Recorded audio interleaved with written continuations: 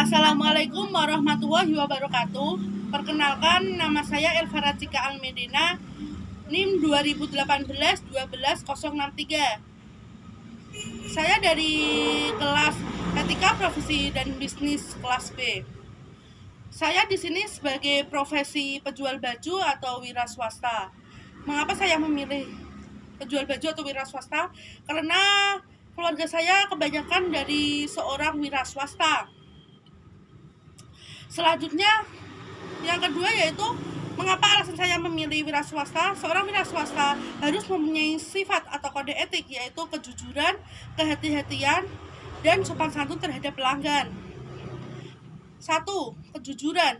Kejujuran yaitu jika saya tidak jujur, maka pelanggan tidak percaya dengan saya atau kualitas barang saya. Yang kedua yaitu kehati-hatian. Kita harus berhati-hati mengontrol barang apa yang sudah dibeli oleh pelanggan. Yang ketiga yaitu sopan santun terhadap pelanggan. Jika kita tidak sopan santun terhadap pelanggan, maka pelanggan akan merasa rusuh atau tidak nyaman. Sekarang adanya era globalisasi, sekarang banyak penjual online. Kelemahan dari penjual online yaitu kualitas barang biasanya tidak sesuai dengan apa yang kita inginkan. Yang kedua yaitu kelebihannya yaitu kita tidak keluar rumah. 20.000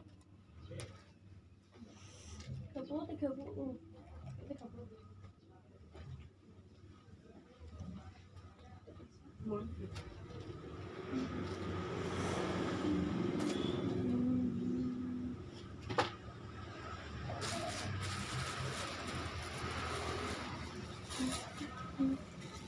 Apa malah?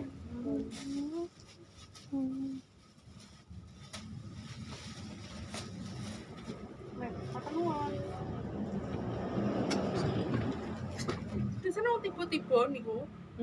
Pakai yang bertiba-tiba ngoten niku le. Tangane patah ngoten niku. Tuh, kurang ngono. Nggih. ning aku kan ya 10. Iku Nah, aku nggih 10 biasane. 10 piro? 10.55. Nggih. Selanjutnya, di sini saya akan menjelaskan atau memaparkan sedikit materi kode etik profesi lainnya. Tujuan khusus dari setiap organisasi profesi adalah untuk mengembangkan kompetensi para anggota secara berkelanjutan, sekaligus untuk melakukan pengendalian perilaku para anggotanya dengan berpedoman pada kode etik yang telah disepakati bersama. Banyaknya organisasi profesi yang ada, dalam materi ini ada beberapa contoh kode etik organisasi profesi, yaitu Profesi Badan Pemeriksa Keuangan Republik Indonesia. Yang kedua ada Perhimpunan Auditor Internal Indonesia. Yang ketiga ada Himpunan Psikologi Indonesia. Dan yang keempat yaitu ada Advokasi Indonesia. Di sini saya akan menjelaskan atau memaparkan sedikit dari keempat materi tersebut, yaitu yang pertama Kode Etik Badan Pemeriksa Keuangan Republik Indonesia. Kode Etik BPK dituangkan dalam Peraturan Badan Pemeriksa Keuangan Republik Indonesia Nomor 2 Tahun 2007 dan diumumkan dalam Lembaga Berita Negara Republik Indonesia Nomor 10 Tahun 2007.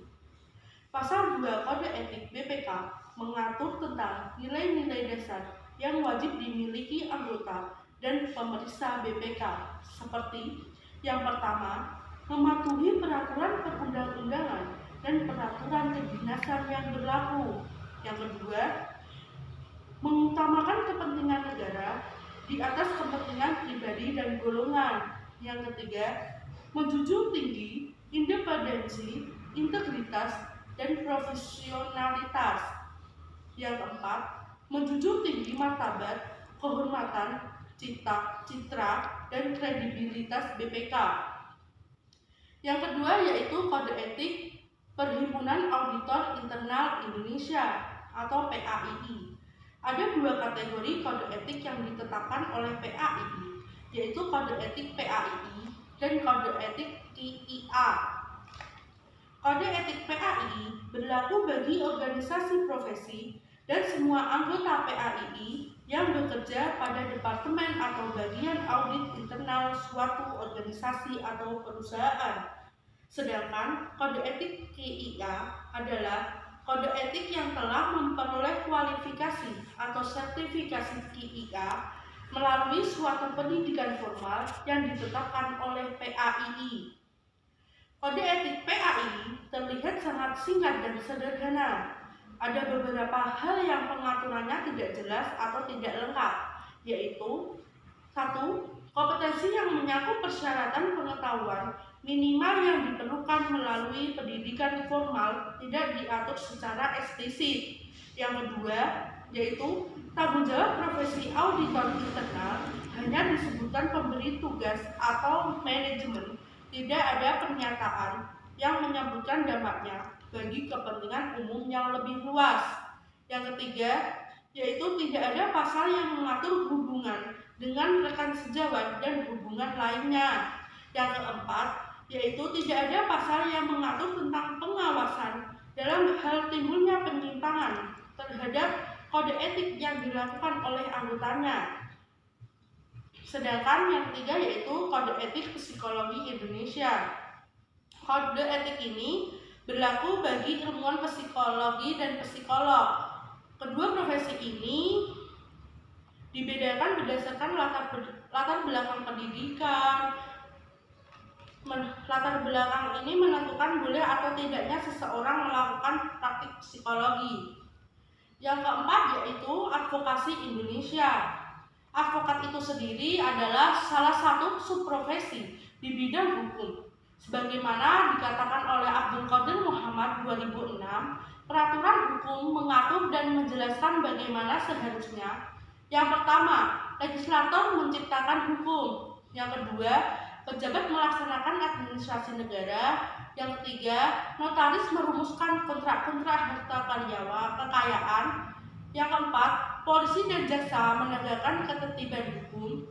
Yang kelima, pengacara membela kliennya dalam menginterpretasikan hukum. Yang keenam, hakim menerapkan hukum dan menetapkan keputusannya.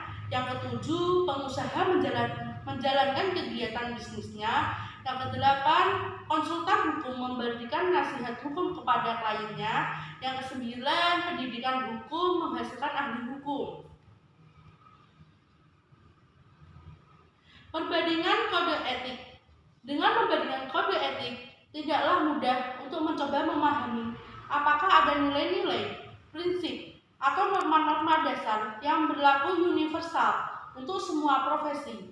Karena adanya keberagaman dalam sistematika penulisan, isi, dan konsep yang digunakan, meskipun agak sulit, tetapi dapat disimpulkan sebagai berikut. Yang pertama, semua profesi berdampak atau bermanfaat berkepentingan umum, meskipun arti umum mempunyai tingkat keluasan yang berbeda. Yang kedua, untuk menjaga kepercayaan publik dalam setiap kode etik profesi pada umumnya, ditekankan pentingnya memelihara kompetensi tinggi secara berkelanjutan. Yang ketiga, kompetensi mencakup pengetahuan melalui pendidikan formal sesuai dengan latar belakang profesinya, keterampilan teknis, dan sikap perilaku. Yang keempat, aturan mengenai sikap perilaku umumnya menyangkut tanggung jawab dan kesadaran diri sebagai pribadi, hubungan dengan rekan sejawat, hubungan dengan klien, dan hubungan lainnya. Yang kelima, tanggung jawab dan kesadaran diri berkaitan dengan karakter utama, prinsip-prinsip, atau nilai-nilai dasar yang harus dimiliki seorang profesional untuk menunjang citra dan martabat profesinya yang leluhur. Profesi dan hakikat manusia utuh. Hakikat manusia utuh adalah hidup dengan menyeimbangkan pemenuhan PQ, IQ, EQ, dan SQ. Kesadaran memelihara kompetensi ilmu pengetahuan dan keterampilan teknis yaitu IQ. Kesadaran menumbuhkan sikap baik dalam menjalankan profesi untuk memupuk yaitu EQ dan SQ. Yang ketiga yaitu membangun karakter prinsip nilai dasar atau bertakwa pada Tuhan Yang Maha Esa. Kejujuran independensi merupakan fondasi pembangunan SQ. 4. Menjaga hubungan harmonis dengan sesama, melayani klien dengan kompetensi tinggi, menghargai dan melayani, berbicara sopan, merupakan dasar pengembangan EQ. Seorang profesional yang benar-benar mematuhi dan mengikuti kode etik profesi dalam menjalankan profesinya, sebenarnya ia telah menjalani sebagai manusia seutuhnya. Terima kasih video dari saya. Apabila ada tutur kata yang kurang berkenan, mohon dimaafkan. Wassalamualaikum warahmatullahi wabarakatuh.